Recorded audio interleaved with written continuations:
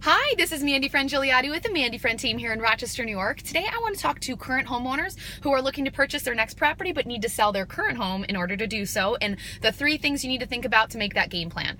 First and foremost is you need to identify the saleability of your current house. So our seller specialist will go out to be able to say, okay, this is what your house is probably going to be worth. This is what the average day on market is. There's a lot of buyers and there's a lot of pent-up demand. So it could be a situation where we're going to list it and probably get multiple offers. It could be a situation where there's a lot of inventory, so it could take a lot longer to sell. So identifying that first piece.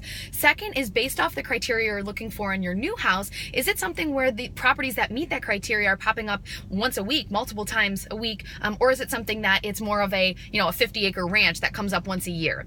And then the last piece is your opportunity for interim housing. And I always like to think this is a spectrum. On one end of the spectrum is, yeah, it's not a problem. We've got tons of people we could live with. The other end of the spectrum is, no, we will be homeless. And then there's this in-law middle ground, which says we could live with in-laws if we absolutely have to, but it's not ideal. So there are different situations that we want to brainstorm to say, if we did get the house sold, what could we do? Because the last thing that we want is for you to feel pressured buying your next house, to be able to say, we've got our house sold and now we don't have anywhere to go. So making sure that we're not putting you in that situation, because we want the process to be as enjoyable as possible.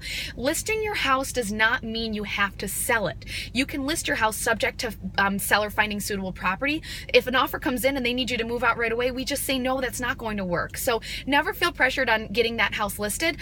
Every situation is going to be unique. Make sure that you're thinking about these 3 things to make sure that the process is as seamless as possible, but also that your heart's happy and you're not going to sleep anxious or worried about it, because there's a lot of moving parts, and hopefully with these 3 concepts, you're going to be able to kind of create a game plan, and you can understand what's going to be best for your personal situation. If you have any questions, comments, or anything you'd like me to speak to in future blogs, you can message me at mandyfriend@kw.com. Thanks for listening.